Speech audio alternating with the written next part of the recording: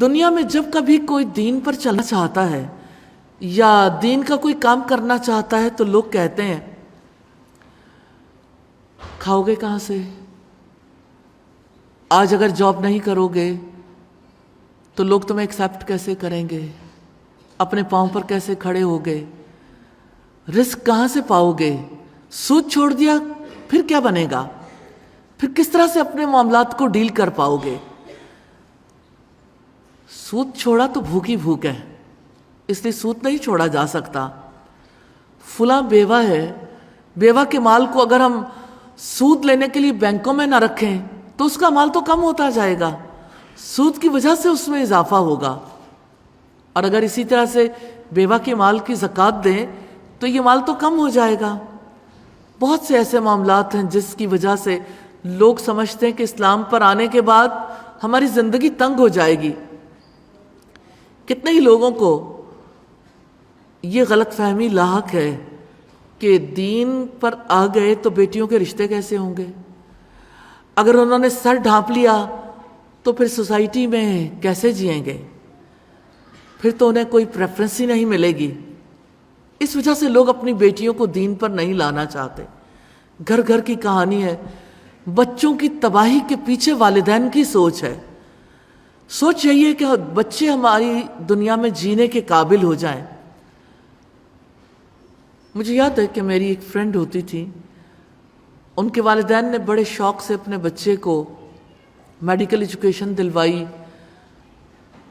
اور جس دن اس کی ڈگری کمپلیٹ ہوئی اس نے واپس آنا تھا۔ گھر میں طرح طرح کے کھانے بن رہے تھے اور سارے ریلیٹیوز کو اکٹھا کیا اور دوست احباب بھی، کہ جب ہمارا بیٹا آئے گا تو یعنی ایک خوشی کے طور پر سیلیبریٹ کرنا تھا۔ آپ سوچ سکتے ہیں کہ کیا ہوا؟ گھر پہنچنے سے شاید یعنی کوئی ہاف این آور کا ڈسٹنس رہتا ہوگا، ایکسیڈنٹ ہو گیا اور گھر میں وہ خود نہیں پہنچا، ڈیڈ باڈی پہنچی۔ وہ کھانا جو خوشی کے لیے تھا وہی غم کا کھانا بن گیا۔ کون جانتا ہے کہ جب کوئی دنیا میں جینے کے قابل بنانا چاہتا ہے، بنانا چاہیے، فقیر تو پیدا نہیں کرنے، لیکن کیا صرف دنیا میں ہی رہنے کے قابل بنانا ہے؟ رب کے پاس جانے کے قابل نہیں بنانا؟ اس زندگی کے لیے کچھ نہیں کرنا؟ بچوں کے قدموں تلے سے جب زمین کھینچ لی جاتی ہے تو ماں باپ ڈپریشن میں چلے جاتے ہیں۔ کبھی سوچا ہے کہ اپنے بچوں کو کس سرزمین پہ کھڑا کرنا چاہتے ہیں؟ والدین کسی سوچ کی وجہ سے بچوں اور بچیوں کے معاملات اسلام کے مطابق نہیں ہیں۔